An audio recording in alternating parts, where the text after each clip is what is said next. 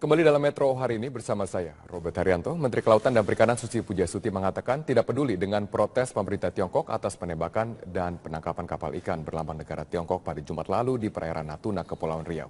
Ia menegaskan siapapun yang mengambil ikan di zona ekonomi eksklusif adalah sebuah pelaku kriminal perikanan. Dalam konferensi persnya, Susi menjelaskan Indonesia tidak memiliki perjanjian koordinasi wilayah maritim dengan Tiongkok. Indonesia hanya memiliki satu perjanjian tradisional fishing right yang terikat hukum internasional, yaitu dengan Malaysia di Selat Malaka. Ia juga menegaskan zona ekonomi eksklusif merupakan kedaulatan sebuah negara sehingga siapapun yang masuk tanpa izin dan mengambil yang bukan miliknya merupakan pelaku kriminal. Susi juga menyebut tidak hanya pencurian ikan yang dipermasalahkan olehnya, melainkan pengambilan karang, pasir, bahkan air laut. Ia bersama Satgas 115 mengaku akan serius menangani kasus pencurian di wilayah laut Indonesia. Untuk kita itu adalah pencurian ikan di IUUF, Illegal Unreported Unregulated Fishing. Dan saya tidak peduli sekali lagi negara, kapal apa, punya siapa, ya mencuri ikan. Dan itu kita tegaskan hari ini bahwa Satgas 115 serius dan kita tidak melihat hubungan negara, tidak melihat apa itu adalah murni kejahatan perikanan, pencurian ikan. Itu saja. Sementara itu pemirsa, terkait dengan kasus penangkapan kapal nelayan Tiongkok di perairan Natuna, Kepulauan Riau, Menteri Luar Negeri Retno Marsudi menyatakan pemerintah Indonesia akan bersikap tegas. Ya, sementara Komando Armada RI Kawasan Barat menegaskan 7 ABK asal Tiongkok dalam keadaan sehat. Menanggapi protes Kementerian Luar Negeri Tiongkok terkait penangkapan kapal nelayan Tiongkok di Laut Cina Selatan, Menteri Luar Negeri Retno Marsudi menyatakan Indonesia akan terus bertindak tegas terhadap setiap pelanggaran teritori. Retno menambahkan Indonesia hanya memiliki kasus overlapping atau saling klaim persinggungan perbatasan dengan Vietnam dan Malaysia, bukan dengan Tiongkok. Nanti terulang lagi, maka sikap yang sama akan dilakukan oleh Indonesia. Karena ini adalah sikap yang kita lakukan di zona ekonomi eksklusif kita dan sesuai dengan hukum internasional. Komando Armada RI Kawasan Barat Laksamudha Taufik membantah jika penangkapan satu kapal ikan Tiongkok menyebabkan satu ABK asal Tiongkok terluka. Dan dalam proses pemeriksaan di Pulau Natuna. Itu tugasnya adalah naval pricer, gitu kan? Itu tugas rutinnya Angkatan Laut untuk menegakkan kedaulatan. Jadi tugas pokoknya kita itu lebih kepada penegakan kedaulatan. Nah, pada saat penegakan kedaulatan ada pelanggaran hukum, maka kita ambil. Kemudian kita serahkan ke pengadilan, kan bukan saya yang menangani, ya kan? Sebelumnya, kapal TNI Angkatan Laut dilaporkan menembak sejumlah kapal penangkap ikan asal Tiongkok dan berhasil menangkap salah satunya. Insiden Indonesia dan Tiongkok di Laut Cina Selatan kali ini sudah yang ketiga kalinya terjadi. Tim Liputan, Metro TV. Pemirsa, Komando Armada RI Kawasan Barat kembali menangkap satu kapal berbendera Tiongkok yang menangkap ikan secara ilegal di perairan Natuna pada Jumat lalu. Koarmabar akan memberikan konferensi persnya terkait kronologi penangkapan tersebut. Dan untuk mengetahui selengkapnya kita akan bergabung dengan Mila Amalia yang melaporkan langsung dari lokasi. Ya Mila, dari yang Anda ketahui seperti apa sebenarnya kronologis penangkapan ini sendiri? Ya, Vito, hingga saat ini konferensi pers yang disampaikan langsung oleh Panglima Komando Armada RI Kawasan Barat Laksamana Muda TNI Ahmad Taufik R ini menjelaskan seperti apa kronologi penangkapan satu buah kapal berbendera Tiongkok yang melakukan kegiatan illegal fishing di perairan Natuna. Tadi disampaikan bahwa pihak Kemenlu Tiongkok yang sempat mengklaim bahwa ada satu anak buah kapal yang mengalami luka dan saat ini sedang dirawat di Tiongkok. Ini dibantah langsung oleh Panglima Komando Armada RI Kawasan Barat Laksamana Muda TNI Ahmad Taufik R dan menyatakan bahwa pada saat penangkapan yang dilakukan pada Jumat pagi hanya 12 ini tidak ada korban akibat serangan udara atau tembakan peringatan yang dilakukan oleh Israel, yang dilakukan 2 tembakan yaitu ke arah udara dan juga ke arah laut. Selain itu juga hingga saat ini 7 orang ABK masih ditahan oleh pihak Indonesia untuk dilakukan penyelidikan lebih lanjut. Sedangkan menurut Panglima tadi menyampaikan bahwa hingga saat ini sejak bulan Maret sudah ada 3 kapal Tiongkok yang ditangkap karena kedapatan melakukan illegal fishing di perairan Natuna.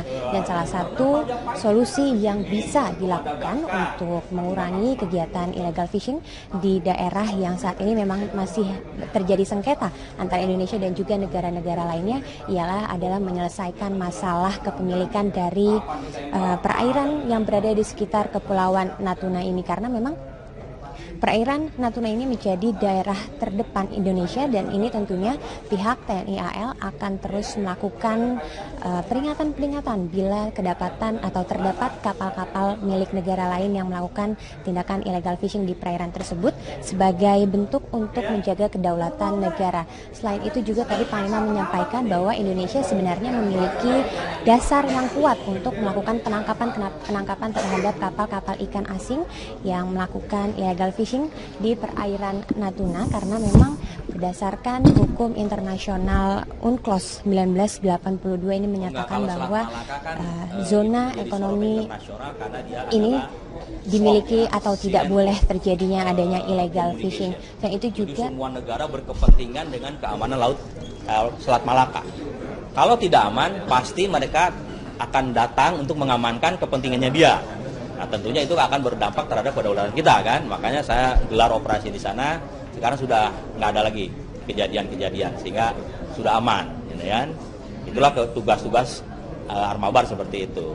Nah, sekarang kekuatan saya bisa agak digeser sedikit. Hingga saat ini ada 3 kapal atau hingga bulan Juli dari bulan Maret 2016 sudah ada 3 kapal berbendera Tiongkok yang ditangkap oleh pihak TNI AL yang sedang melakukan patroli di perairan Natuna. Dan selain itu juga tadi Panglima menyampaikan bahwa pihaknya terus menambah personil untuk melakukan patroli di kawasan tersebut. Dan jika ada negara-negara yang mengklaim bahwa tindakan TNI AL ini melanggar hak, itu merupakan hal yang tidak berdasar karena Indonesia memiliki hak-hak yang sudah diatur di dalam hukum internasional UNCLOS 1982 dan tindakan ini merupakan bentuk yang dilakukan oleh pihak pertahanan Indonesia untuk mengamankan daerah kedaulatan Indonesia atau terutama di bagian atau di pulau-pulau yang berada di luar atau daerah terdepan dari Indonesia. Elvita. Ya, Mila, Amalia, terima kasih untuk laporannya. TNI Angkatan Laut menangkap sebuah kapal ikan asal Tiongkok yang melakukan illegal fishing di perairan Natuna, Kepulauan Riau. Ya, penangkapan tersebut sempat mendapat perlawanan dari Coast Guard Tiongkok yang meminta agar TNI Angkatan Laut segera membebaskan kapal berbendera negeri tirai bambu itu. Panglima Komando Armada RI Kawasan Barat Pang Armabar Laksamana Muda TNI Ahmad Taufik menjelaskan kapal Coast Guard Tiongkok bersikeras mengklaim pihaknya tidak melakukan pencurian ikan di wilayah kedaulatan Indonesia. Upaya pembebasan kapal Tiongkok tersebut dilakukan berulang kali hingga akhirnya mereka berhasil diusir keluar dari wilayah perairan Indonesia. Dalam operasi penangkapan kapal ikan tersebut, TNI Angkatan Laut berhasil mengamankan 7 orang awak kapal, terdiri dari 6 laki-laki dan 1 wanita asal Tiongkok. Seluruh awak kapal yang ditahan menjalani proses pemeriksaan di kantor imigrasi Natuna, Kepulauan Riau. Wilayah di sana, maka selain itu seperti biasa mereka mengatakan ini adalah traditional fishing ground. Yang kita sampaikan bahwa tidak ada istilah di dalam hukum laut yang dinamakan traditional fishing ground. Ya, ini adalah ZTE. Ini adalah pulau kita sehingga otomatis secara rezim hukum 200 mil itu punya kita.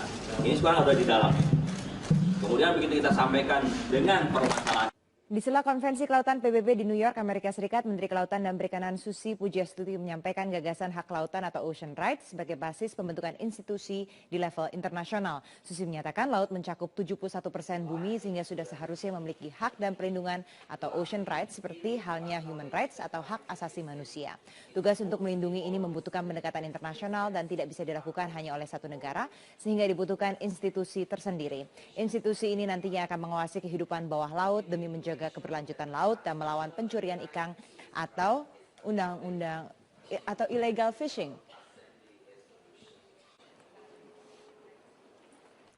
We need to acknowledge that the oceans and the life it's below it have the right to live sustainably. We need to have a designated body in the global level that protects the ocean right and to ensure that such protection will not be bothered by political change or agenda. Menteri Kelautan dan Perikanan Susi Pujiastuti meraih penghargaan kemaritiman tertinggi Peter Benchley Ocean Award di Washington DC, Amerika Serikat. Ya, Susi menerima penghargaan kemaritiman ini atas visi dan kebijakan pembangunan ekonomi dan konservasi laut di Indonesia. Selengkapnya dalam liputan VOA berikut ini.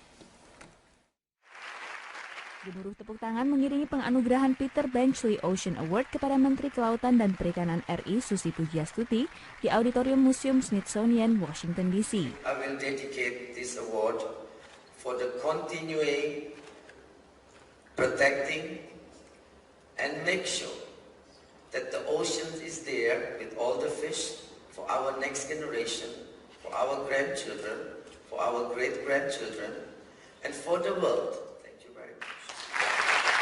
Penghargaan Peter Benchley Ocean Award tidak hanya mengakui prestasi pembuat kebijakan publik, tapi juga aktivis, peneliti, serta seniman yang melakukan usaha konservasi laut. Menteri Susi memperoleh penghargaan kemaritiman tertinggi di dunia Peter Benchley Ocean Award dalam kategori kepemimpinan atas usahanya untuk menjaga ekosistem Indonesia yang unik serta memberikan keuntungan ekonomi bagi komunitas nelayan.